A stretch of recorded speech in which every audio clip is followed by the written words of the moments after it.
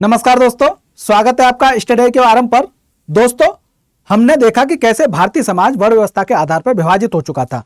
किस तरीके से वर्ण व्यवस्था के बाद जाति व्यवस्था आ रही है भारत में, और फिर उस जाति व्यवस्था में जाति के आधार पर ऊंच नीच का भाव भी पैदा हो रहा है। यानी किसी को छोटा माना जा रहा है तो किसी को बहुत ज्यादा बड़ा चढ़ाकर सम्मान दिया जा रहा है। यानी उस किसी से जो है किसी वर्ग से, यानी कि जो शूद्र वर्ग था मुख्यतः, उससे अछूत मान करके उससे दूरी बनाई जा रही है। तो इस तरीके से उसका जो है समाज में फिर शोषण भी हो रहा होता है, उसे संसाधनों से दूर रखा जाता है, उसको सम्मान नहीं मिलता है।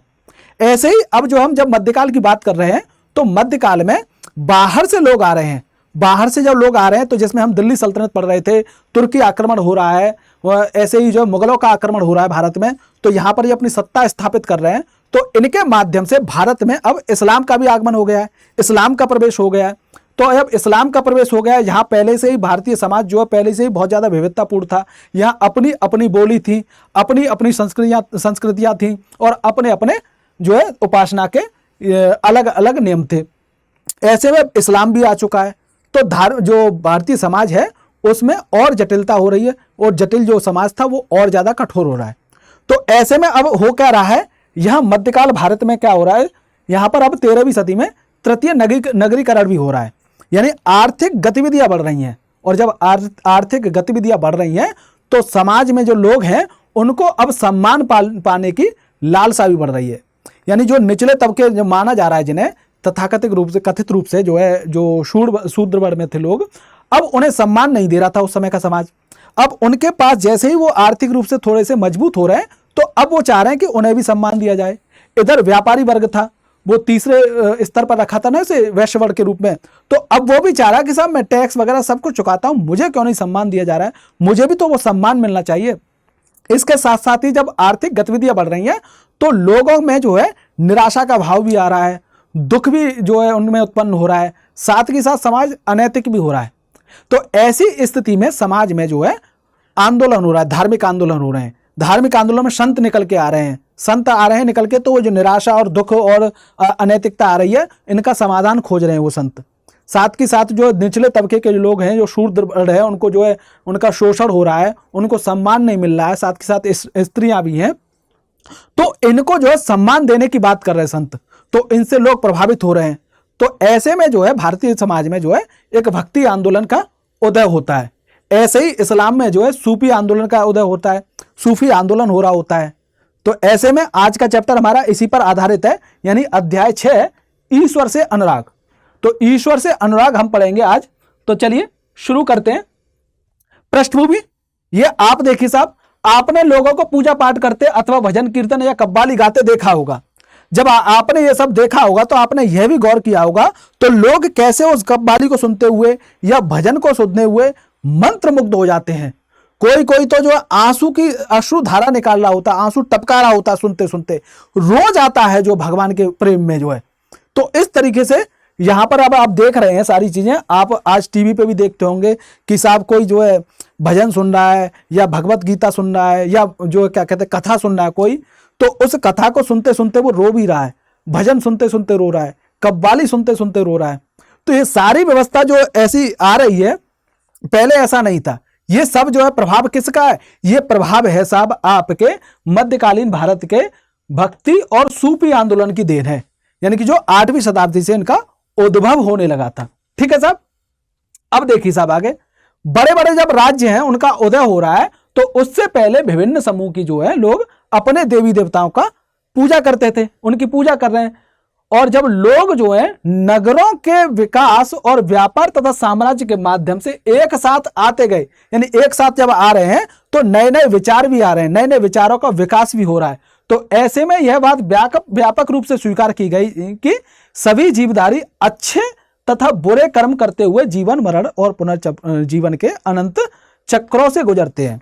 तो जब नए नए विचार विकसित हो रहे हैं तो उसी में एक विचार यह भी निकल के आ रहा है कि साहब जो सभी जीवधारी हैं वो अच्छे और बुरे कर्म करते हुए जीवन चक्र से गुजर रहे हैं, और इसे बड़े स्तर पर स्वीकार किया जा रहा है साहब। अब इसी प्रकार यह विचार भी गहरा तरीके से बैठ गया कि सभी व्यक्ति जन्म के समय भी एक बराबर नहीं होते हैं। यह जो है वर्ण व्यवस्था के आधार पर बात कही जा रही है एक तरीके से, क्योंकि जन्म के आधार पर जो है सॉरी जन्म के समय सभी एक बराबर नहीं होते हैं, तो उन्हें जन्म के बाद भी एक बराबर नहीं मानेगा।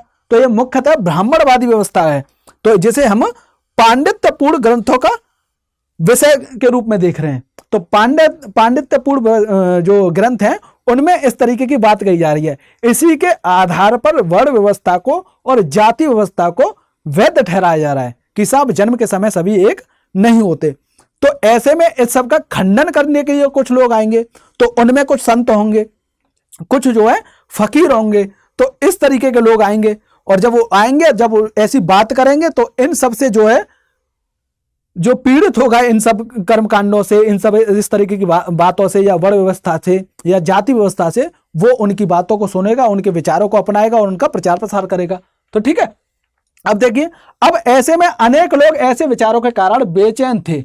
कैसे लोग विचारों के कारण? जो पीछे बताया। तो उनमें जो है बुद्ध और जैन का नाम आता है सामने निकलकर, और बुद्ध जैन का नाम निकल के आता है सामने, तो फिर ये उपदेश देते हैं और उपदेश की ओर उन्मुख हुए। तो क्या कह रहे हैं कि व्यक्तिगत प्रयासों से सामाजिक अंतरों को दूर किया जा सकता है, पुनर्जन्म के चक्र से छुटकारा पाया जा सकता है, और कुछ अन्य लोग परमेश्वर संबंधी इस विचार से आकर्षित हुए। ठीक है साहब, यानी कि उसमें कह रहा है कि साहब जन्म से ही जो है लोगों के बीच अंतर होता है। अब जब अंतर होता है तो ये कह रहा है साहब ऐसा अगर है भी मान के चलते हैं, तो उसे जो है किसके माध्यम से? व्यक्तिगत प्रयासों के माध्यम से दूर किया जा सकता है उस अंतर को। पुनर्जन्म के चक्र से छुटकारा भी पाया जा सकता है। ये सारी बातें मैं आपको बता चुका हूं ना, जब बुद्ध और जैन पढ़ा रहा था मैं प्राचीन इतिहास में, यानी कक्षा 6 की क्लास में जब पढ़ा रहा था सारी बातें, उससे बताई थी। अब इन लोग, ये जो कुछ अन्य लोग जो थे, परमेश्वर संबंधी इस विचार से आकर्षित हुए। यदि मनुष्य भक्ति भाव से परमेश्वर की शरण में जाए तो परमेश्वर व्यक्ति को इस बंधन से मुक्त कर सकता है। तो कह रहा है कि साहब भक्ति भाव से परमेश्वर यानी ईश्वर या परमात्मा के प्रति समर्पण हो जाता है, उसकी भक्ति करता है, आराधना करता है, तो वह ईश्वर जो है या वो है परमेश्वर इन सब बंधनों से मुक्त कर देगा। अब यह मुक्त कर देगा, यह बात जो है श्रीमद् भगवत गीता जो है, श्रीमद् भगवत गीता में व्यक्त किया गया है विचार। और जो सामान्य जो है ईस्वी सन जो है, सामान्य सन कौन सा? ईस्वी सन, जब से ईसा के जन्म से हम शुरुआत कर रहे हैं जो है अपने सन की, उस सन को कह रहा है सामान्य सन। कि प्रारंभिक शताब्दियों में यह लोकप्रिय हो गया था। क्या लोकप्रिय हो गया था? कि यदि भक्ति भाव से परमेश्वर की शरण में जाया जाए तो परमेश्वर इन बंधनों से आपको मुक्त कर देगा।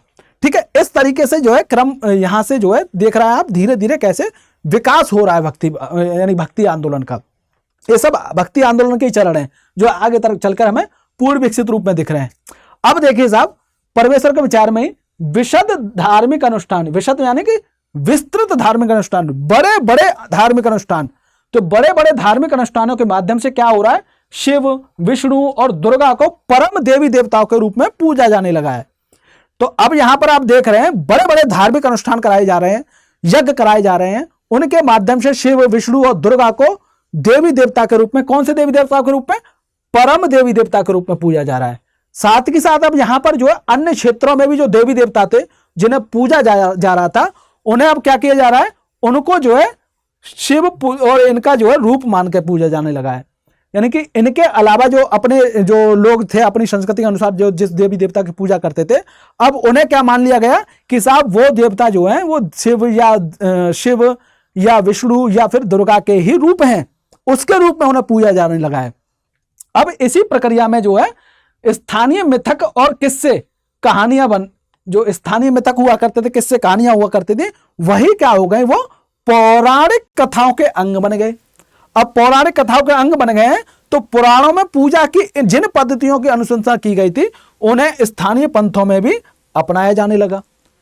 तो पहले जिन चीजों से दूर रह रहे थे ये स्थानीय पंथ, अब उनको यहां पर अपना रहे हैं ये लोग।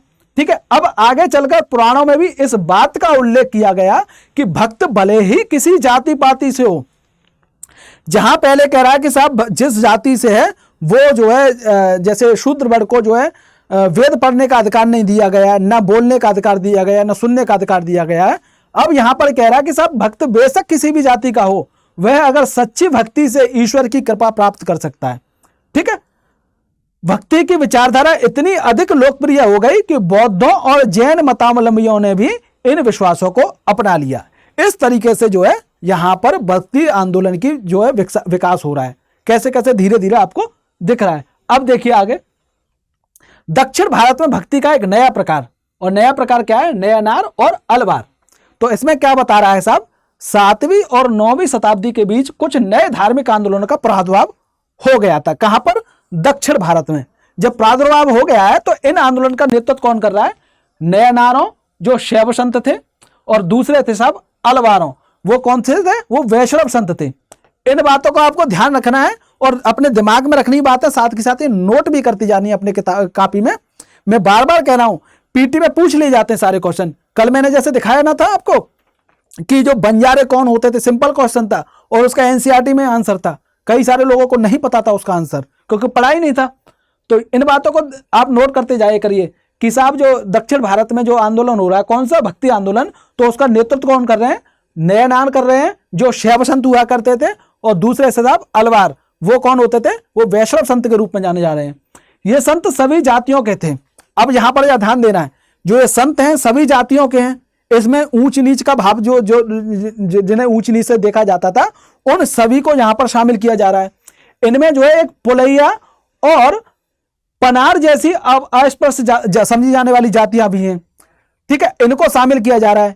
ये क्या कर रहे हैं साहब, वे बौद्धों और जैनों के कटु आलोचक थे। क्यों होंगे, क्योंकि ये वैष्णव और शैव संत हैं, और जो है जो अपना जैन और बौद्ध जो विचार हैं वो इनके खिलाफ जाते हैं, इस व्यवस्था के, यानी कि इन सब के जो है वैष्णव धर्म हुआ या शैव धर्म हुआ, कुल मिला के एक साथ कहूं मैं तो ब्राह्मणवादी जो धर्म है उसके खिलाफ इनके विचार जाते हैं, इसलिए इनके आलोचक होंगे। और शिव तथा विष्णु के प्रति सच्चे प्रेम को मुक्ति का मार्ग बताते हैं। अब जो अलवार और नयनार हैं, ये क्या कह रहे हैं, ये विष्णु और शैव के प्रति सच्चे प्रेम को ही मुक्ति का मार्ग बता रहे हैं, ठीक है साहब। अब उन्होंने संगम साहित्य, संगम साहित्य क्या होता है, मैंने बताया था आपको जब प्राचीन इतिहास पढ़ाया था उसी में, यानी कि तमिल साहित्य का प्राचीनतम उदाहरण है कौन, संगम साहित्य। और कब है ये ईस्वी सन की प्रारंभिक शताब्दियों में रचे गए थे। तो संगम साहित्य में समाहित प्यार और शूरवीरता के आदर्शों को अपनाकर भक्ति के मूल्यों में उनका समावेश किया गया। इसके साथ ही साहब नयनार और अलवार जो थे वो घुमक्कड़ साधु संत थे। ये आपको एक जो है कथन ये भी याद रखना है, नोट कर लेना है कि साहब नयनार और अलवार कौन थे, वो घुमक्कड़ साधु संत थे, एक जगह नहीं बैठते थे, आज यहां तो कल किसी दूसरी जगह पर, फिर वहां से कभी किसी तीसरी जगह पर, तो इस तरीके से घूम रहे हैं। इसे इन्हें हम घुमक्कड़ के रूप में जान रहे हैं। तो नयनार और अलवार घुमक्कड़ साधु संत थे। वे जिस किसी भी स्थानीय गांव में जाते थे वहां के स्थानीय देवी देवताओं की प्रशंसा में सुंदर कविताएं कर रहे हैं, वो सुंदर कविताएं कर रहे हैं, साथ के साथ उन्हें संगीतबद्ध भी कर रहे हैं। तो इस तरीके के ये काम कर रहे होते हैं साहब, ठीक है। अब देखिए यहीं पर आगे समझते हैं। अब जब 10वीं से 12वीं सदी के बीच में जब देख रहे हैं तो हम चोल और पांड्यन के बारे में पढ़ रहे थे जब पिछले वही प्राचीन भारत में, तो जब पढ़ रहे हैं तो देख रहे हैं कि चोल और पांड्यन जो मंदिरों का निर्माण करा रहे थे। मैंने वहां पर आपको मंदिर भी दिखाया था, कितना विशाल मंदिर था। उस मंदिर का नाम क्या था, आप जरा कमेंट करके बता दीजिए जरा, अगर पता हो तो। अगर नहीं पता है तो उस वीडियो को जाकर के देखिए, वहां देख करके फिर कमेंट करिए, ठीक है। अब क्या करें, ये मंदिर बनवा रहे हैं जहां की संत कवियों की ने यात्रा की है। अब इस प्रकार भक्ति परंपरा और मंदिर पूजा के बीच गहरे संबंध स्थापित हो गए हैं। अब यही वह समय है, कौन सा समय है, जब उनकी कविताओं का संकलन तैयार किया जा रहा है। जो ये कविता कर रहे थे संत जगह जगह जाकर के, जैसे हमने देखा था ना, अलवार और नयनार जो थे वो जब गांव में जा रहे हैं तो वहां के स्थानीय देवी देवता होते थे, तो उनकी प्रशंसा में कविताएं लिख रहे होते थे, उन्हें संगीतबद्ध कर रहे होते थे। अब यहां पर उनका संकलन हो रहा है। इसके अलावा अलवारों तथा नयनार संतों की धार्मिक जीवनियां भी लिखी जा रही हैं। किनकी लिखी जा रही हैं, अलवार और नयनार संतों की। आज हम जो भक्ति परंपरा के इतिहास लेखन में जो इतिहास जब लिखते हैं तो इन्हीं जीवनियों को स्रोत के रूप में उपयोग करते हैं। तो जब हम दक्षिण भारत में भक्ति आंदोलन की बात कर रहे होते हैं, उसका इतिहास लिख रहे होते हैं, तो इन्हीं नयनार और अलवारों की जीवनियों को स्रोत के रूप में ले रहे होते हैं साहब, ठीक है। अब देखिए साहब, यहां पर नयनार और अलवार के बारे में बताया गया है कि किस तरीके से वहां पर तमाम तरह की जातियां शामिल थी, यानी कि सभी प्रकार की जातियां शामिल थी। उसमें केवल जो उच्च वर्ण की मानी जा रही हैं उन्हें केवल शामिल नहीं किया गया, बाकी जातियां भी शामिल हैं। तो कुल मिलाकर 63 ऐसे नयनार थे जो कहां से आ रहे हैं, वो कुम्हार से आ रहे हैं, अस्पृश्य कामगार से आ रहे हैं, और साथ ही साथ वो किसान हैं उसमें शामिल, शिकारी हैं, सैनिक हैं, ब्राह्मण हैं, मुखिया हैं, इस तरीके की अनेक जातियां इसमें शामिल हो रही हैं। तो आपके लिए यह भी एक तथ्य हो गया, या यह भी एक कथन हो गया जो पूछा जा सकता है कि अलवार और नैनार थे, तो उसमें इनमें से कौन से लोग शामिल नहीं होते थे, यह पूछ सकता है। तो आपको यहां पर देख लेना है किताब। या ये पूछ सकता था कि कौन कौन से लोग शामिल होते थे, तो आपको जो दिखे सबको लगा दीजिए, क्योंकि यहां पर सभी जातियों को शामिल किया जाता था। ठीक है, अब उनमें सर्वाधिक प्रसिद्ध जो थे वो थे साहब अप्पार, समंदर, सुंदरार और उसके बाद मणिक वसागार। तो उनके गीतों को दो संकलन थे। कौन से संकलन थे? एक था साहब तेवरम और दूसरा था त्रिवाचकम। तो इसको भी आपको याद करना है और नोट कर लेना अपने उसमें कॉपी में कि कौन से इनके दो ग्रंथ संकलन थे गीतों के साहब। एक तो था तेवरम और दूसरा था त्रिवाचकम।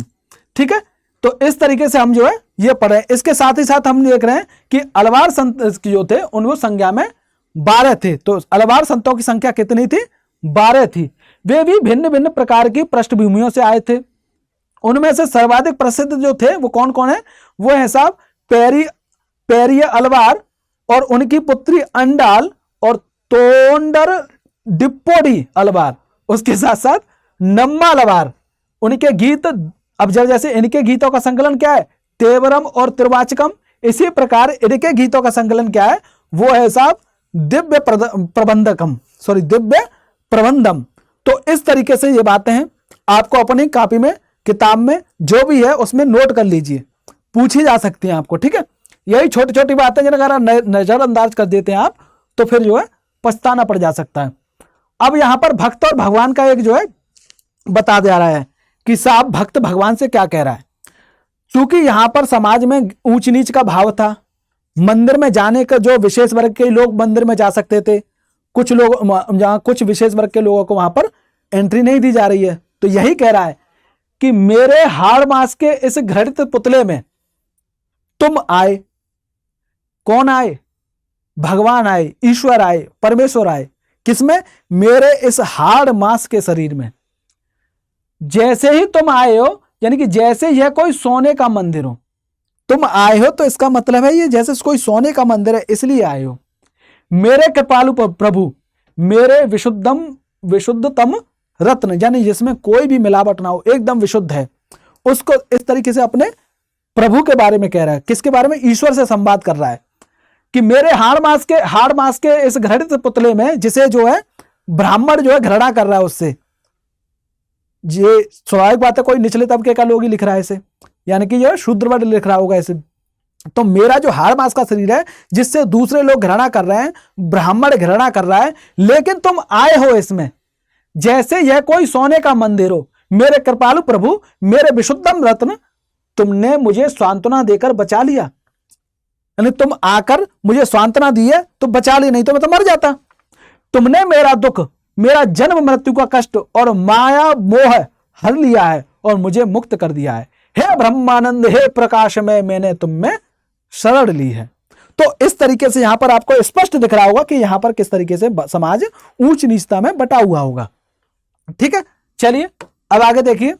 तो भारत के सर्वाधिक प्रभावशाली दार्शनिकों में एक थे साहब शंकर, जिन्हें हम शंकराचार्य के रूप में भी जान रहे हैं। अब ये शंकराचार्य क्या कर रहे हैं? शंकराचार्य जो है करीब 8 वर्ष की उम्र में जो है संन्यास ले रहे हैं और जो है फिर धर्म के प्रचार के लिए निकल जाते हैं। और जब ये धर्म के प्रचार के लिए निकलते हैं तो ये जो है अद्वैतवाद का जो है एक विचार प्रतिपादित करते हैं या अद्वैतवाद के समर्थक होते हैं। अब इसके साथ ही साथ जो है बौद्ध और जैनों के विरोधी होते हैं। अब ये अद्वैतवाद में कर क्या रहे हैं साहब? ये कह रहे हैं कि साहब जीवात्मा और परमात्मा जो परम सत्य है, कौन परम सत्य है साहब? परमात्मा। किसके अनुसार? ये शंकर के अनुसार। इनका जन्म कहां पे हुआ था? 8वीं शताब्दी में केरल में हुआ था। ठीक है, और ये अपनी माता की अनुमति से 8 वर्ष की आयु में संन्यास ले लेते हैं। अब कह रहा है कि जो परमात्मा, जो परम सत्य है, और जो जीवात्मा, दोनों एक ही हैं, यानी कि ये अलग अलग नहीं है। यानी कि अगर ये मार्कर है और ये मेरा हाथ है तो ये दोनों अलग नहीं है। अगर इसे परमात्मा मान लूं और इसे आत्मा मान लिया जाए तो ये दोनों अलग नहीं है, बल्कि क्या है? ये एक हैं, जिसमें परमात्मा परम सत्य है। तो ये दोनों एक है, तो अब इन्हें अलग नहीं किया जा सकता। अब कह रहे हैं साहब, उन्होंने शिक्षा क्या दी है? ब्रह्म जो एकमात्र या परम सत्य है, यानी एकमात्र कौन है? सत्य है, ब्रह्म है। इसके अलावा जो भी चीज है वो सत्य नहीं है। जैसे अब ये जगत को जो है, जहां हम रह रहे हैं आज, इस जगत को मिथ्या बता रहे हैं। तो अब साहब देखिए, परम सत्य है वह निर्गुण और निराकार है। तो यहां शंकराचार्य के अनुसार जो है परमात्मा जो है, एक तो परम सत्य है, दूसरा उसका कोई गुण नहीं है, निर्गुण है, गुणों से परे है वो, जो साथ के साथ उसका कोई निराकार यानी आकार भी नहीं है, वो आकार से परे है। ठीक है। शंकर ने हमारे चारों ओर के संसार को मिथ्या बताया या माया माना है, और संसार का परित्याग करने अर्थात संन्यास लेने और ब्रह्मा की सही प्रकृति को समझने और मोक्ष प्राप्त करने के लिए ज्ञान के मार्ग को अपनाने का उपदेश दिया है।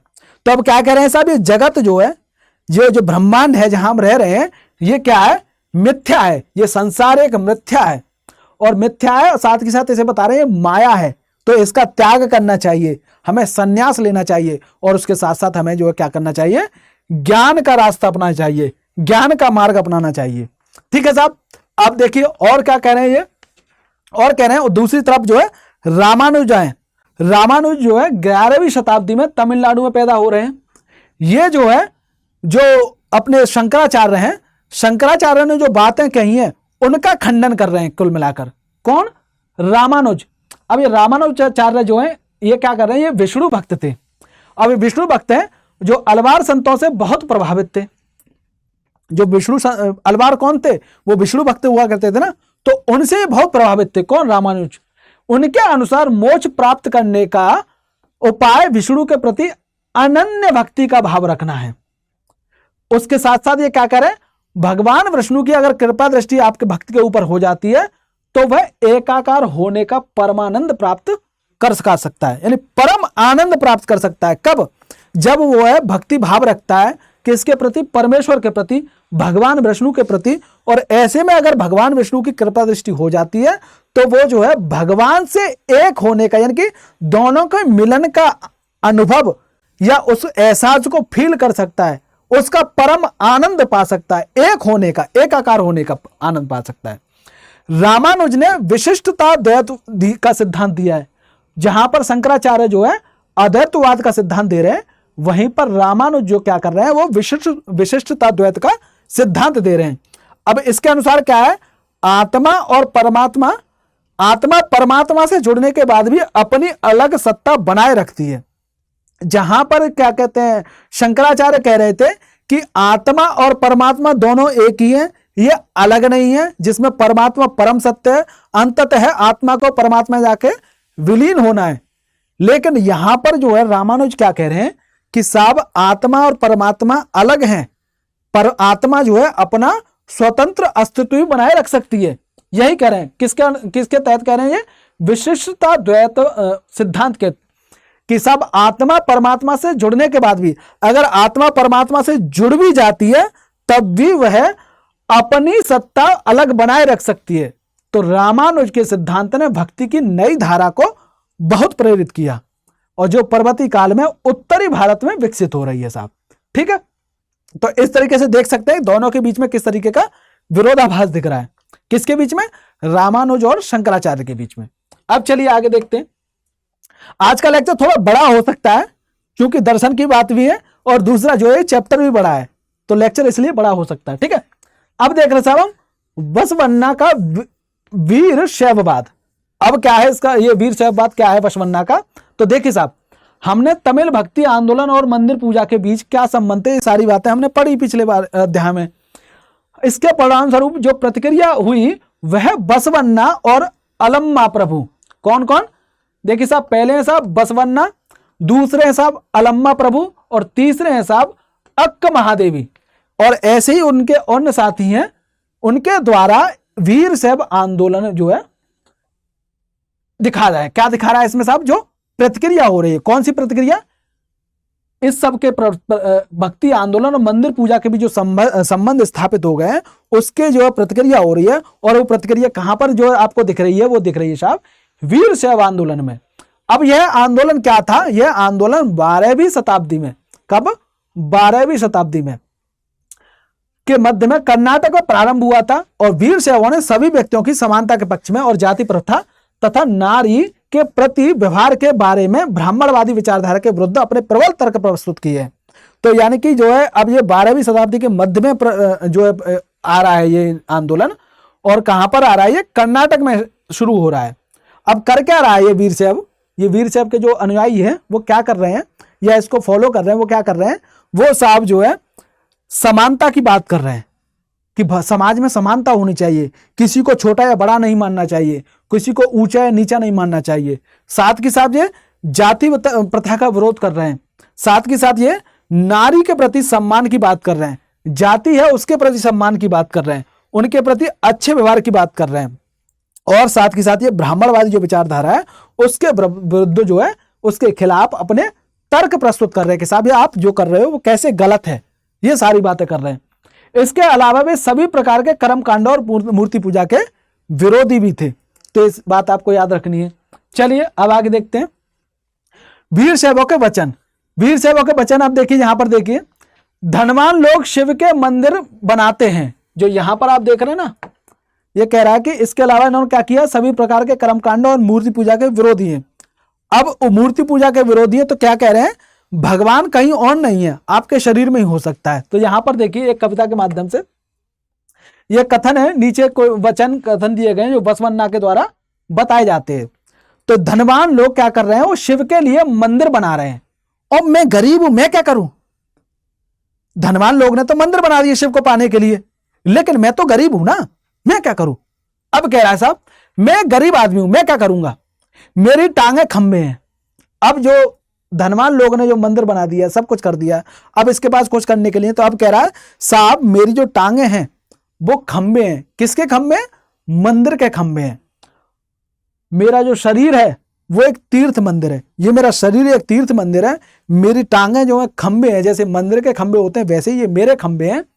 और उसके ऊपर जो सर है, जो सिर है, वो सिर क्या है? वो एक छतरी है, और वो छतरी कैसी है? वो सोने की बनी हुई है। अब कह रहा है जरा सुनो। किससे कह रहा है ये बात? ये भगवान से कह रहा है सीधी बात, कि जरा सुनो है भगवान, नदी संगम के प्रभु, खड़ी हुई चीजें कभी गिर जाएंगी? यानी जो चीजें खड़ी हुई हैं वो किसी दिन गिर सकती हैं, लेकिन जो चीजें चल रही हैं, लगातार चल रही हैं, वो नहीं गिरेगी। तो आपको अगर रहना है प्रभु, तो उस खड़े हुए मंदिर में मत रहिए, ये चलायमान मंदिर है इसमें रहिए। सीधे सीधे प्रभु से कह रहा है। तो लेकिन चलने वाली वस्तुएं सदा चलती रहेंगी। चलिए साहब आगे। अब 13वीं और 17वीं शताब्दी तक महाराष्ट्र में अनेक संत कवि हुए हैं। यानी अब तक हम दक्षिण के बारे में पढ़ लिए, दक्षिण में किस तरीके से भक्ति आंदोलन चल रहा है। अब हम जो है ये दक्कन में पढ़ रहे हैं। दक्कन, महाराष्ट्र या गुजरात, इस तरीके का इलाका जो है। अब यहां पर क्या हो रहा है? 13वीं और 17वीं शताब्दी तक महाराष्ट्र में अनेक संत आ गए, वो कवि हुए, जिनके सरल मराठी भाषा में लिखे गए गीत आज भी जनमन को प्रेरित करते हैं। तो इन्होंने जो है जो भी गीत लिखे भक्ति के रूप में, तो वो गीत जो है क्या है? मराठी भाषा में लिखे गए हैं, सामान्य जन की भाषा में लिखे गए हैं। ठीक है, तो जब उनकी भाषा में लिखेंगे तो ये जो है आज भी उनकी जनमन को प्रेरित कर रहे हैं। अब उन संतों में कौन कौन सबसे महत्वपूर्ण संत थे? तो साहब उनमें सब ज्ञानेश्वर थे, नामदेव थे, एकनाथ थे, तुकाराम थे, और सखुबाई जैसी स्त्रियां भी इसमें शामिल हैं। साथ ही साथ जो चोखा मेला का परिवार भी था एक, जो अस्पृश्य समझी जाती थी एक जाति, वो परिवार भी इसमें शामिल है। कौन थी वो? महार जाति का था। ये कौन परिवार था? ये है आपका चोखा मेला। तो आपको ये चीज अभी नोट कर लेनी है, हो सकता है इसमें पीटी में पूछ लिया जाए कि नाम दे दे आपको, ज्ञानेश्वर, नामदेव, एकनाथ, तुकाराम, ये किस समुदाय से या कहां से संबंधित थे, इनका ये किस क्षेत्र से संबंधित थे, ये पूछ सकता है आपसे। ठीक है, साथ के साथ आप यह देखिए, भक्ति की यह क्षेत्रीय परंपरा पंढरपुर में विट्ठल पर और जनमन के हृदय में विराजमान व्यक्ति देव संबंधी विचारों पर केंद्रित थी। अब यहां विट्ठल कौन है? विट्ठल है साहब एक विष्णु का ही एक रूप है, व्यक्तिगत देव यानी ईश्वर। ठीक है साहब, अब देखिए आगे, यहां पर इन जो संत कवि थे, यहां पर जो नाम बताए मैंने आपको, ये दो चार, जैसे ज्ञानेश्वर, नामदेव, एकनाथ, तुकाराम, सखुबाई और चोखामेल का जो परिवार था। अब ये संत क्या कर रहे हैं, ये संत क्या कर रहे हैं, ये सभी प्रकार के कर्म कांडों, पवित्रता के ढोंगों और जन्म पर आधारित सामाजिक अंतरों का विरोध कर रहे हैं। जब ये कर्म कांडों का विरोध कर रहे हैं और पवित्रता के जो ढोंग हैं या समाज में जो ऊंच नीच की भावना है उसका विरोध कर रहे हैं, तो स्वाभाविक बात है जिन लोगों का यहाँ पर शोषण हो रहा होगा जाति के आधार पर या वर्ण के आधार पर, वो सारे लोग इनसे जुड़ेंगे, इनके जो है अनुयायी बनेंगे और वही लोग इनके आगे विचारों को प्रसारित भी करेंगे। तो यहां तक कि उन्होंने क्या किया है, संन्यास जैसे विचारों को भी ठुकरा दिया है। जो अपने जो शंकराचार्य जी हैं वो जगत को मिथ्या बता रहे हैं और साथ के साथ कह रहे हैं इस जगत को ठुकराना चाहिए, जगत से जो है संन्यास लेना चाहिए, सन्यासी जीवन व्यतीत करना चाहिए। यह वहीं पर जो दक्कन में जो संत और कबीर हो रहे हैं, संत और कवि हो रहे हैं, वो क्या कह रहे हैं, सन्यास जैसे विचार को भी ठुकरा दे रहे हैं। अब साथ के साथ ये क्या कर रहे हैं, जब सन्यास जैसा विचार ठुकरा दिया तो स्वाभाविक बात है कि साहब इन्हें भक्ति भाव से जो है ईश्वर को पाना है, तो इसके लिए आपको घर परिवार नहीं छोड़ना है, आपको अपनी रोजी रोटी कमाते रहना है, साथ के साथ अपने घर परिवार के साथ भी रहना है और उसी में रह करके आपको अपने परमेश्वर को प्राप्त करना है। उसके लिए सन्यास लेने की कोई आवश्यकता आपको नहीं है। अब ये जो है इस बात पर भी बल दे रहे हैं कि असली भक्ति जो है वो दूसरों के दुखों को बांटने में है। ऐसा नहीं कि आप जो है खुद ठीक ठाक आपके पास पैसा आ गया, धन दौलत आ गई है, वहीं आपका पड़ोसी, आपके परिवार में ही कुछ लोग जो है दुखी हैं, आपके भाई चाचा जो भी दुखी हैं, उनका दुख को आप नकार करके भगवान को पाने की कोशिश कर रहे हैं, उनका मंदिर बनवा रहे हैं, तमाम दुनिया भर के दान दे रहे हैं। भाई जब आप अपने पड़ोसी पर ही जो है अपने पड़ोसी का दुख नहीं देख पा रहे हो तो फिर कैसे आपको भगवान मिलेगा। इस तरीके की ये बात कर रहे हैं। इससे अब क्या हो रहा है, इससे एक मानवतावादी विचार का उद्भव हो रहा है दक्कन क्षेत्र में। जैसे कि एक गुजराती संत हैं नरसिंह मेहता, वो एक गीत की रचना कर रहे हैं और उस गीत का वो गीत है साहब, वैष्णव जन तो तेने कहिए पीर पराई जाने रे। अब इस गीत के माध्यम से क्या कह रहे हैं, वैष्णव का यानी कि विष्णु का असली भक्त वही है जो दूसरे लोगों के दुख को जानता है, समझता है, उस दुख को दूर करने का कोशिश करता है। यानी कि अब यहां पर वैष्णव का असली भक्त वही है, यानी कि विष्णु का भक्त होने के लिए आपको भगवान मंदिर बनाने की जरूरत नहीं है, उसके लिए जो है तमाम दुनिया भर के कर्म कांड करने की जरूरत नहीं है। केवल आप इतना कर दीजिए कि अगर आपके सामने कोई दुखी है उसकी सेवा कर दीजिए, उसकी सहायता कर दीजिए, तब आप जो है विष्णु के असली भक्त बन जाएंगे। तो इस तरीके की रचना कर रहे हैं कौन, नरसिंह मेहता। अब देखिए यहां पर ऐसे ही सामाजिक व्यवस्था पर एक प्रश्न चिन्ह लगाते हुए संत तुकाराम का एक मराठी भक्ति गीत है, आप इसे ऐसे के ऐसे पढ़ लेना। अब देखिए यहां पर आगे चलते हैं। अब यहां पर नाथपंथी और सिद्ध और योगी की परंपरा भी आ रही है और यह मुख्यतः उत्तर भारत में होगी। उत्तर भारत में होगी जो नाथ परंपरा की बात कर रहा हूं मैं, तो अपने जो उत्तर प्रदेश के मुख्यमंत्री जी हैं योगी आदित्यनाथ भी वो इसी परंपरा से आते हैं, नाथपंथी परंपरा से। तो इस काल में अनेक ऐसे धार्मिक समूह उभर रहे हैं जो साधारण तर्क वितर्क का सहारा लेकर क्या कर रहे हैं, रूढ़िवादी जो धर्म के कर्मकांड है उनका विरोध कर रहे हैं, उनकी आलोचना कर रहे हैं। साथ के साथ जो दूसरे बनावटी पहलू हैं, जो समाज में दूसरी व्यवस्था है उसकी भी आलोचना कर रहे हैं। अब उनमें कौन कौन से हैं साहब, वो नाथपंथी हैं, वो सिद्धाचार्य हैं और योगी हैं, इनका नाम मुख्यतः लिया जाता है। ऐसे में ये क्या कर रहे हैं, उन्होंने संसार परित्याग करने का समर्थन किया है, यानी कि ये संन्यास लेने की बात कर रहे हैं, जो बात शंकराचार्य कर रहे थे। इसके साथ ही जब ये विचार से अब क्या कर रहे हैं, निराकार परम सत्य का चिंतन मनन और उसके साथ साथ एक हो जाने की अनुभूति ही मोक्ष का मार्ग है। कुछ कुछ प्रकार से शंकराचार्य जैसी बात कर रहे हैं, जो अद्वैतवाद में कह रहे थे कि आत्मा और परमात्मा एक होती है, यानी कि परमात्मा परम सत्य है और अंततः जो आत्मा को उसी में मिल जाना है, यानी आत्मा और परमात्मा अलग अलग चीज नहीं है। वही यहां पर कह रहे हैं साहब ये निराकार परम सत्य। तो शंकराचार्य भी उसको निराकार बता रहे हैं परमात्मा को, यहां पर ये भी निराकार बता रहे हैं। साथ के साथ कह रहे हैं उस निराकार परम सत्य का अगर आप चिंतन मनन करते हैं तो ऐसे में आप जो है उसके साथ एक हो जाने की अनुभूति कर सकते हैं। जैसे वहां पर परमानंद प्राप्त कर सकते हैं, वैसे यहां पर वही परमानंद आप भी प्राप्त कर सकते हैं। इस तरीके की बात कर रहे हैं ये। इसी के साथ ही अब क्या कर रहे हैं, ये योगासन, प्राणायाम और चिंतन मनन जैसी प्रक्रियाओं के माध्यम से मन और शरीर को कठोर परीक्षण देने की आवश्यकता पर भी बल दे रहे हैं। तो आप देखते होंगे जो नाथ परंपरा में या सिद्ध योगी देखते होंगे तो किस तरीके से वो तपस्या कर रहे होते हैं। कोई ठंड में तपस्या कर रहा है, कोई एक टांग पर खड़े होकर के तपस्या कर रहा है। आप आजकल जो है वीडियो देखते होंगे छोटी छोटी, तो वहां पर देख रहे हैं कोई कांटों पर लेटा हुआ है, कोई आग में से गुजर रहा है, कोई जो है बेहद मतलब कड़ी ठंड पड़ रही है, ठीक ठाक कोहरा बरस रहा है, ऐसी उसमें भी जो परिस्थितियों में भी वो पानी में खड़े होकर के जो है तपस्या कर रहा है। तो इस तरीके से ये कठोरता पर बल दे रहे हैं। ठीक है, अब देखिए समूह खासतौर पर नीची कही जाने वाली जातियों में बहुत अधिक लोकप्रिय हो गए। अब क्यों हो गए ये नीची कही जाने वाली जातियों में? तो इसका एक कारण साफ सिंपल ये हो सकता है कि इनको, क्योंकि नीची जातियों के जो लोग थे उनको मंदिर में जाने की अनुमति नहीं है, ब्राह्मणवादी व्यवस्था के अंतर्गत उनको उससे दूर रहना है, उन्हें वेद पढ़ने की अनुमति नहीं है। अब जब मंदिर में जाने की अनुमति नहीं है, उन्हें अछूत मनाया जा रहा है, समाज से एकदम उन्हें काट दिया गया है, यहां पर कोई ऐसा कोई व्यवस्था ही नहीं है। आप जो है सीधे संन्यास लेकर के तपस्या करिए और तपस्या करके आप जो है प्रभु को पा सकते हो। तो यहाँ कोई कर्मकांड नहीं करना है आपको, केवल तपस्या करनी है, तपस्या पर जोर दिया जा रहा है। तो ऐसे में ये नीची जो जाति कही जा रही है वो इससे प्रभावित हो जाएंगी और इसे अपना लेंगी। अब ऐसे में क्या है, उनके द्वारा की गई रूढ़िवादी धर्म की आलोचना ने भक्ति मार्गीय धर्म के लिए आधार तैयार कर दिया।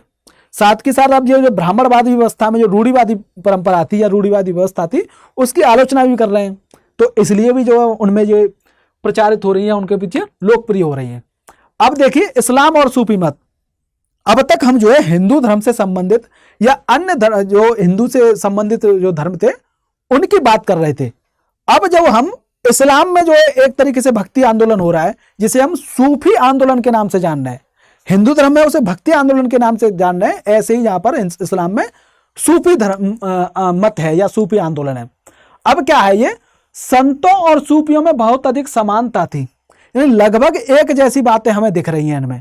जो ये विचार प्रस्तुत कर रहे हैं संत, वैसे ही कुछ विचार हमें सूफियों के दिख रहे हैं। बस अंतर इतना है कि संत जो है हिंदू धर्म से संबंधित है और सूफी जो है इस्लाम धर्म से संबंधित है। यहां तक कि यह भी माना जाता है कि उन्होंने आपस में कई विचारों का आदान प्रदान भी किया था, उन्हें अपनाया था। सूफी मुसलमान रहस्यवादी थे, तो कुछ ऐसी बातें करते थे तो रहस्यवादी टाइप की लगती थी कि मन लागो यार फकीरी में, इस टाइप की बात कर रहा है। अब आपको समझ में नहीं आ रहा मन फकीरी में लाया कर तो किसका क्या मतलब है, जबकि वो भगवान या अल्लाह को पाने की बात कर रहा है उसमें किस तरीके से। या फिर ऐसे ही जो है अपने जो है कबीर जी कह देते हैं ना कि साधो ये मुर्दों का गाँव, तो ये साधो ये मुर्दों का गाँव इसका क्या मतलब है, इस टाइप की बात कर रहे हैं यहाँ पर। तो वे धर्म के बाहरी आडंबरों को अस्वीकार करते हुए ईश्वर के प्रति प्रेम और भक्ति, सभी मनुष्यों के प्रति दया भाव रखने पर बल दे रहे हैं। तो ऐसे ही जो भक्ति आंदोलन के संत थे, उसी प्रकार की बातें लगभग जो है सूफी मत के लोग कर रहे हैं। अब देखिए साहब, इस्लाम ने एकेश्वरवाद यानी एक अल्लाह के प्रति पूर्ण समर्पण या दृढ़ता से प्रचार किया था। उसने जो है मूर्ति पूजा को अस्वीकार कर दिया था, किसने? इस्लाम ने। साथ के साथ उपासना पद्धतियों को सामूहिक प्रार्थना यानी नमाज का रूप दे करके उन्हें काफी सरल बना दिया था। साथ ही मुस्लिम विद्वान जो उलेमा थे वो शरीयत नाम से एक धार्मिक कानून बनाया था उन्होंने, उसी के आधार पर जो है धार्मिक इस्लामिक समाज चल रहा है। अब जब जो सब कुछ बना दिया इन्होंने, लेकिन जब ये सूफी लोग आते हैं वो मुस्लिम धार्मिक विद्वानों द्वारा जो निर्धारित विशद कर्मकांड हैं और जो आचार संहिता है, यानी आचार संहिता कौन, जो शरीयत है, कहाँ गई, जो शरीयत है आचार संहिता, उसको बहुत हद तक उन्होंने अस्वीकार कर दिया, नहीं मानेंगे। क्या वे ईश्वर के साथ ठीक उसी प्रकार से जुड़ा रहना चाहते थे, यानी ईश्वर के लिए उन्हें कोई कर्मकांड करने की आवश्यकता नहीं है। वो कह रहे हैं कि साहब हम ईश्वर से हम उसी प्रकार से जुड़े रह सकते हैं जैसे एक प्रेमी अपनी प्रेमिका से जुड़ता है या एक प्रेमिका अपनी प्रेमी से जुड़ती है। और वो ऐसे में जब वो जुड़ते हैं तो वो दुनिया की परवाह किए बिना अपनी प्रियतमा से जुड़े रहने का चाहता है।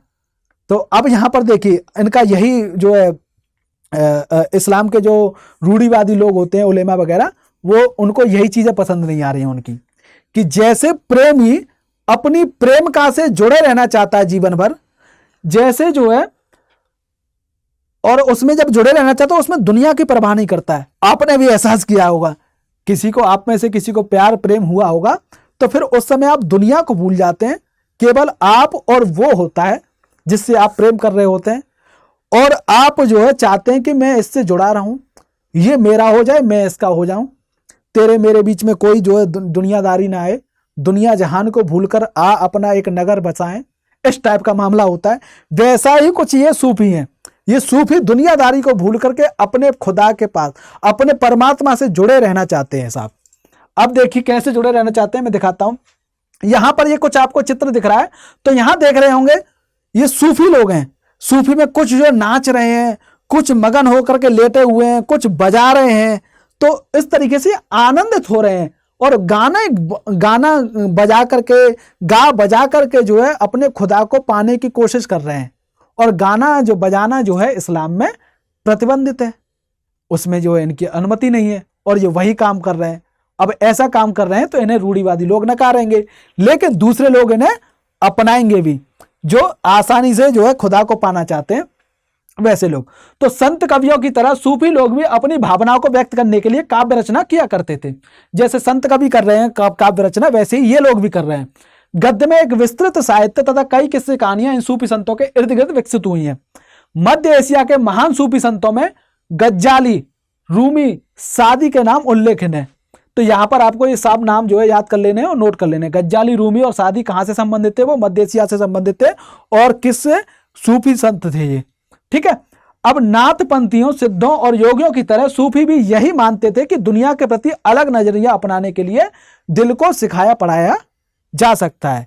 यानी इस दिल को जो है बच्चा है, इसे हम जो भी पढ़ा सिखा देंगे उसी तरीके से चलेगा। तो दिल तो बच्चा है जी। उन्होंने किसी औलिया या पीर की देखरेख में जिक्र, यानी यहां पर एक तरीके से गुरु की देखरेख में, जो औलिया है या पीर है वो एक तरीके से गुरु की उसमें आ गया पोजीशन में। तो गुरु की देखरेख में क्या करना है? जिक्र करना है, यानी नाम जपना है, चिंतन करना है, समा यानी गाने गाना है, रक्स यानी नाचना है, नीति चर्चा करनी है और सांस पर नियंत्रण करना है। इस नजरिए प्रशिक्षण की विस्तृत जो है रीतियों का विकास कर रहे हैं ये सूफी। इसी प्रकार जो है सूफी उस्तादों की पीढ़ियों यानी सिलसिलाओं का प्रादुर्भाव हो रहा है। इनमें हर एक सिलसिला निर्देशों और धार्मिक क्रियाओं का थोड़ा बहुत अलग तरीका अपनाती थी। तो इस तरीके से यहां पर सारे क्रियाकलाप हो रहे हैं इनके सूफी संतों के। अब देखिए यहां पर ये खानका किसे कहते थे? खानका यानी कि सूफियों की संस्था, और जहां पर अक्सर जो है सूफी संत रहा करते थे उसे हम खानका के नाम से जानते हैं। अब देखिए 11वीं शताब्दी से अनेक सूफी जन मध्य एशिया से आकर अब क्या है? हिंदुस्तान में बसने लगे हैं। मध्य एशिया से क्यों आ रहे हैं यहाँ पर? क्योंकि मध्य एशिया में इस्लाम का जो है उद्भव हुआ है। वहां पर जो है ज्यादा रूढ़िवादिता होगी, इनका विरोध हो रहा होगा, और यहाँ पर भारत में ऐसा कुछ नहीं है, यहाँ पे तो सबको स्वीकारा जा रहा है, आइए साहब। तो ऐसे में ये मध्य एशिया से भारत में आ रहे हैं। दिल्ली सल्तनत की स्थापना के साथ यह प्रक्रिया उस समय और भी मजबूत हो गई है, जब उपमहाद्वीप में सर्वत्र बड़े बड़े अनेक सूफी केंद्र विकसित हो गए। जब अनेक बड़े बड़े सूफी केंद्र विकसित हो जा रहे हैं तो लोग यहां से और तेजी से आ रहे हैं यहां पर, ठीक है। अब सभी सिलसिलाओं में सबसे अधिक प्रभावशाली था, कौन था सभी सिलसिलाओं में? चिश्ती सिलसिला। चिश्ती सिलसिला सबसे ज्यादा प्रभावशाली था। यह आपको तथ्य याद रख लेना है, ठीक है, या कथन याद कर लेना है। इसमें औलियाओं की एक लंबी परंपरा चलती है और इस परंपरा को हम आज भी देखते हैं। आज भी लोग इनकी दरगाह पर जाते हैं, पूजा पाठ करते हैं, इनसे जो है मांगते हैं, अपने जीवन के जो है जो कठिनाइयां या दुख हैं उनको दूर करने की बात करते हैं। तो इन औलियाओं में लंबी परंपरा थी, जैसे अजमेर के ख्वाजा मोइनुद्दीन चिश्ती। यहाँ पर आज भी जो है लाखों की संख्या में भीड़ लगती है जब यहाँ पर मेला वगैरह होता है। ऐसे ही दिल्ली के कुतुबुद्दीन बख्तियार काकी, पंजाब के बाबा फरीद, दिल्ली के ख्वाजा निजामुद्दीन, ये आपने सब नाम सुने होंगे औलिया। और ऐसे ही गुलबर्ग के बदानबाज गिसुधराज। तो ये जो है इनकी एक लंबी परंपरा रही है आपकी जो है औलियाओं की। अब चलिए साहब आगे।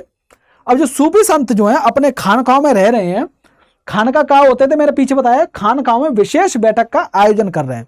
जब ये आयोजन किया करते थे तो इनके पास जो सामान्य लोग भी आ रहे हैं, इनकी चर्चाओं में भाग ले रहे हैं। साथ ही साथ उस समय का जो शासक होता था वो भी आता था इनके खानकाह में।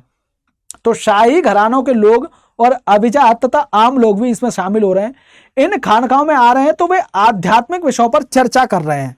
साथ के साथ वो क्या कर रहे हैं, अपनी दुनियादारी की समस्या को भी लेके आ रहे हैं, उन्हें सुलझाने की बात कर रहे हैं, पीरों से गुहार लगा रहे हैं कि साहब ये मेरा दुख है, इसे दूर करने की कृपा करें, क्या करूं कि ये दूर हो जाए। तो पीर कुछ या औलिया कुछ उसे बता रहा है।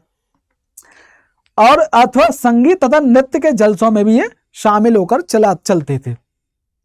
अक्सर लोग यह समझते थे कि सूफी औलियाओं के पास चमत्कारी शक्तियां होती हैं, आज भी समझते हैं। इनकी दरगाह पर जाकर के सोचते हैं कि यहाँ पर ये दरगाह पर जाएंगे तो मेरा ये दुख है ये दूर हो जाएगा, मेरी फला बीमारी दूर हो जाएगी, मुझे ये प्राप्ति हो जाएगी।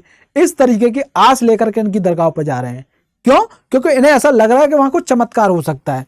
तो ऐसे ही जहां पर जो लोग हैं तो वो चमत्कारी शक्तियां होती हैं, ऐसा समझ रहे हैं औलियाओं के पास।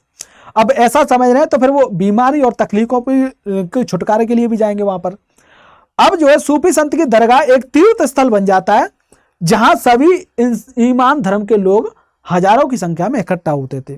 तो आप देखते होंगे, आज भी देखते होंगे इस चीज को। तो जो सूफी संतों की जो दरगाह है या इन औलियाओं की या पीरों की दरगाह है, वहां पर इस्लाम धर्म के अलावा भी दूसरे धर्म के लोग जाते हैं और बड़ी संख्या में जाते हैं। ऐसा नहीं है कि सब हिंदू धर्म के लोग आपको तमाम दुनिया भर के आपको दरगाहों पर दिख जाएंगे, वहां पूजा अर्चना करते हुए दिख जाएंगे अपने दुखों का छुटकारा पाने के लिए। ऐसे ही यहाँ पर एक चित्र दिखाया गया उस समय का। यहाँ पर जो आपको साड़ी में महिलाएं दिख रही हैं ये कुछ, तो इससे अंदाजा लगा सकते हैं ये किस धर्म से संबंधित होगी। तो यह दरगाह पर गई हैं।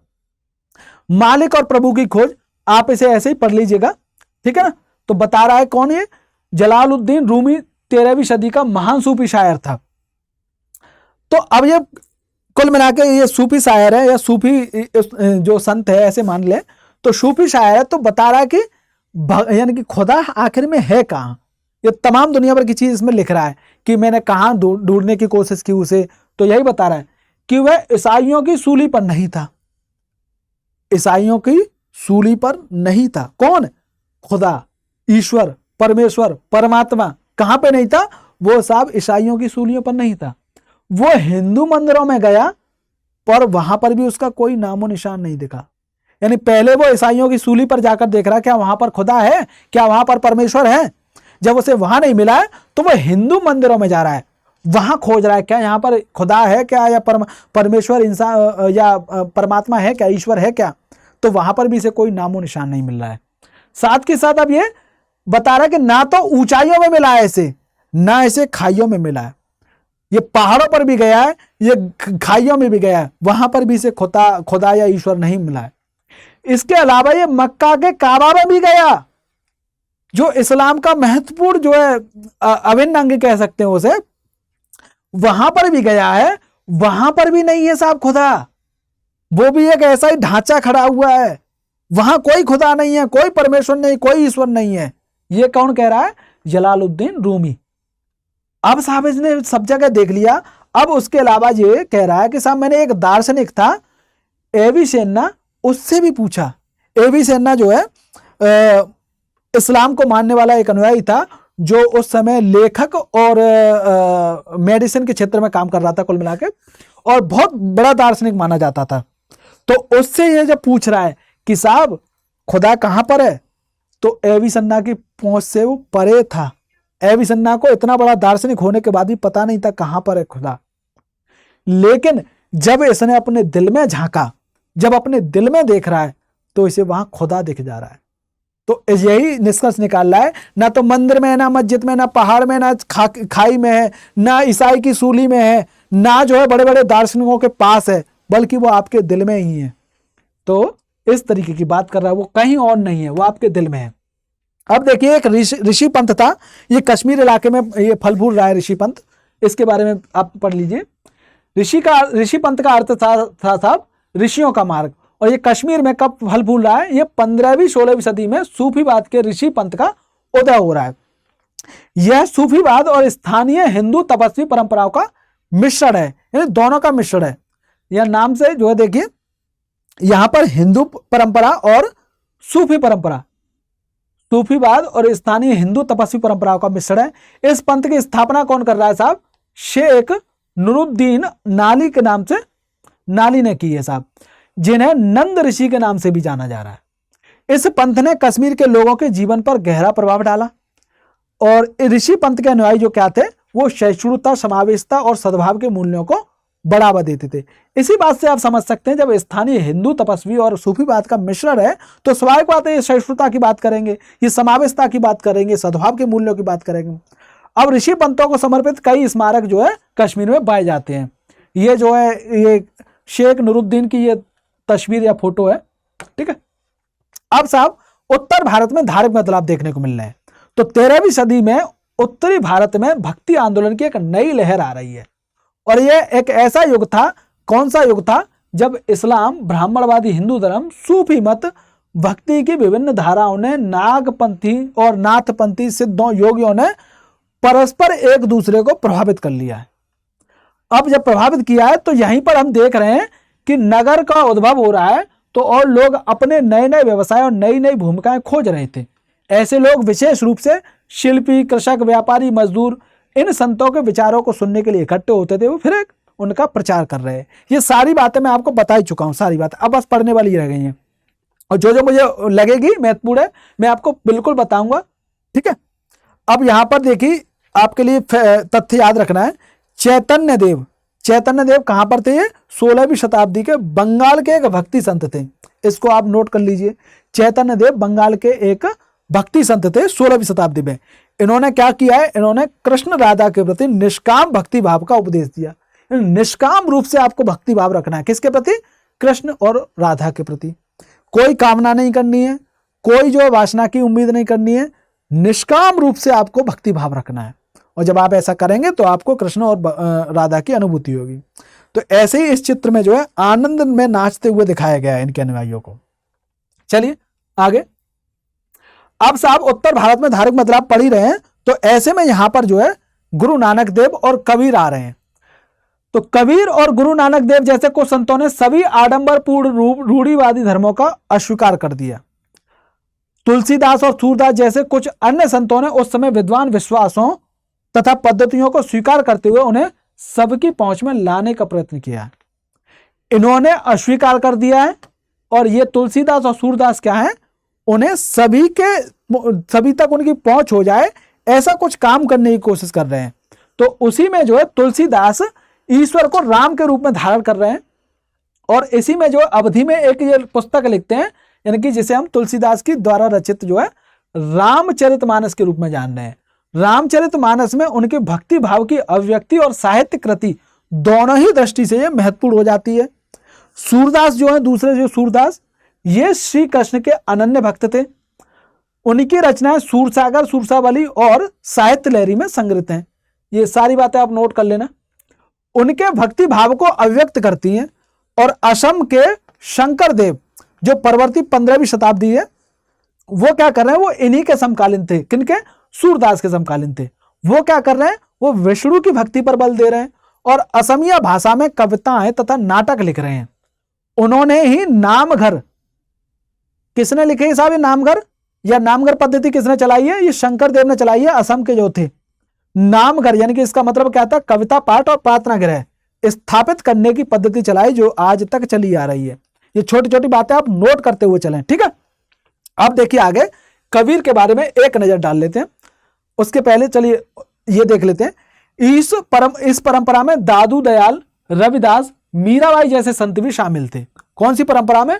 जो ये वाली परंपरा है, इसी में जो है रविदास, मीराबाई जैसे संत भी शामिल हैं। मीराबाई कौन थी? वो एक राजपूत राजकुमारी थी जिनका विवाह जो है 16वीं शताब्दी में मेवाड़ के एक राज घराने में हो रहा है।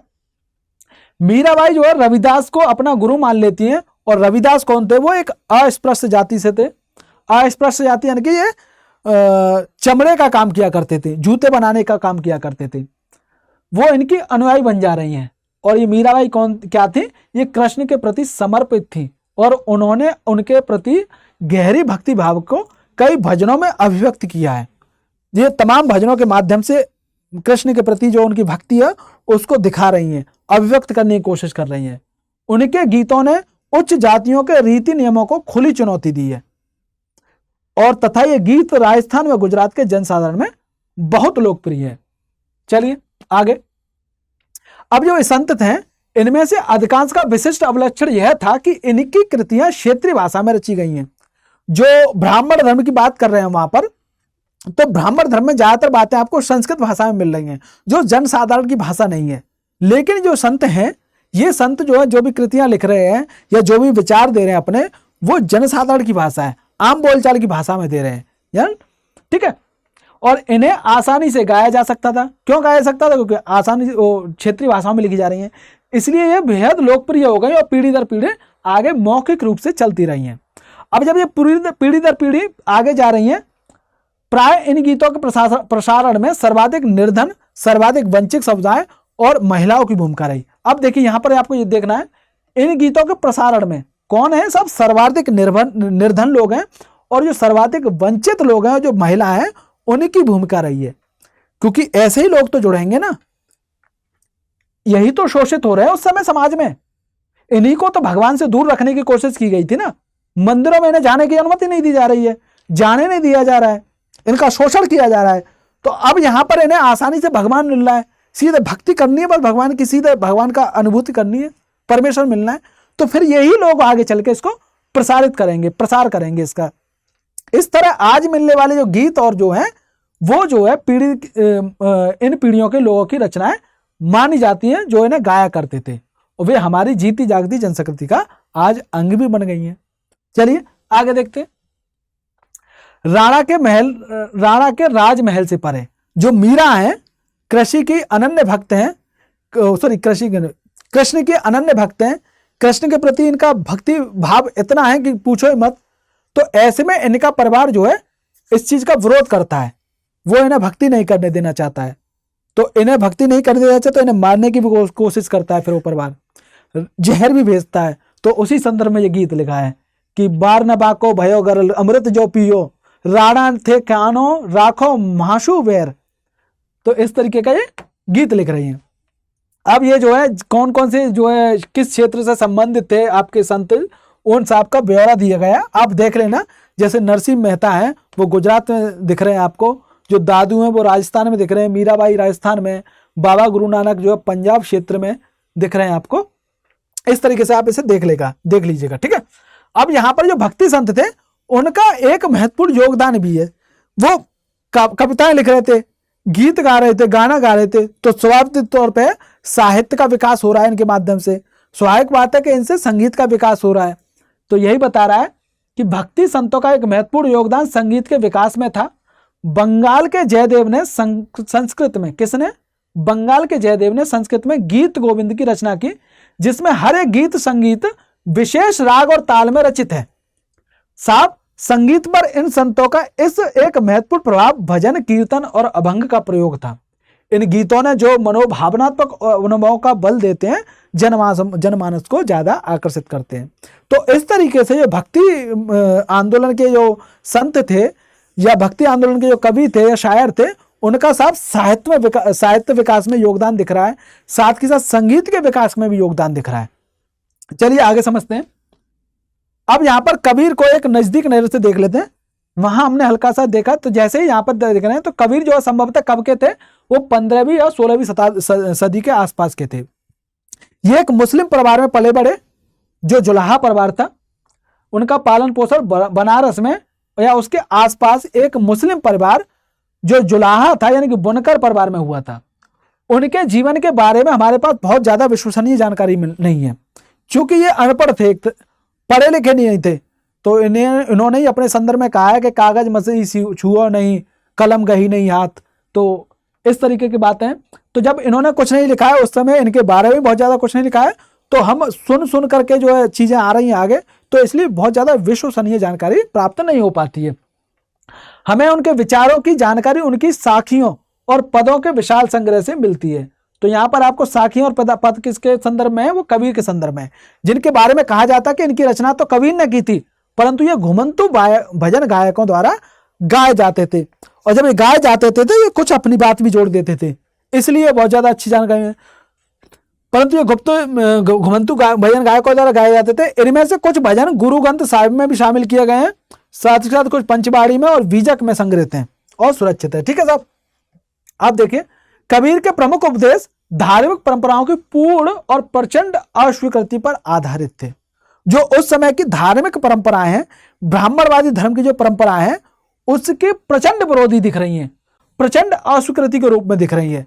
तो इसी संदर्भ, और जैसे ही जो है इस्लाम के जो कर्म कांड थे, इस्लाम में जो है कि साहब खुदा को चिल्ला करके जो आपको बुलाना है, इस टाइप का मामला, तो उसका विरोध करते हुए कह रहे हैं कि साहब कि पत्थर पूजे हर मिले तो मैं पूजू पहाड़। और ऐसे ही उसको उलेमा को या मौलवी को जो है कह रहे हैं कि साहब कि क्या तेरा खुदा या अल्लाह बहरा है जो इतनी तेज चिल्ला रहा है, जो माइक लगा के चिल्ला रहा है। इस तरीके की बात कबीर कर रहे हैं उस समय। तो देख रहे हैं आप किस तरीके से प्रचंड अस्वीकृति पर आधारित थी। उनके उपदेशों में ब्राह्मणवादी हिंदू धर्म और इस्लाम दोनों की भाई आडंबर पूजा के सभी रूपों का मजाक उड़ाया गया है। तो मैंने बताया ही आपको, उनके काव्य की भाषा बोलचाल की हिंदी थी जो आम आदमियों द्वारा आसानी से समझी जा सकती थी, और उन्होंने कभी कभी रहस्यमयी भाषा का भी प्रयोग किया जिसे समझना कठिन होता था। मैंने बताया ही एक इनका गाना है, जैसे गीत है कि साधो ये मुर्दों का गांव, पीरों मर गए पैगंबर मर गए राजा फकीर, इस तरीके का गाना। तो आप उससे जब तक आपको बहुत गहरी नॉलेज नहीं होगी, गहरा ज्ञान नहीं होगा, उसको समझ नहीं पाएंगे। ठीक है, चलिए। कबीर निराकार परमेश्वर में विश्वास रखते थे। उन्होंने यह उपदेश दिया कि भक्ति के माध्यम से ही मोक्ष यानी मुक्ति प्राप्त हो सकती है। हिंदू तथा मुसलमान दोनों लोग अनुयायी हो गए इनके, चूंकि ये जब दोनों धर्म के लोग इनसे अनुयायी हो जा रहे हैं, प्रभावित हो जा रहे हैं, वो हम आज भी देखते हैं। आज भी इनके जो है अनुयायी जो है हिंदू और मुस्लिम और अन्य धर्म के लोग भी दिखते हैं हमें। ठीक है, चलिए आगे देखते हैं साहब।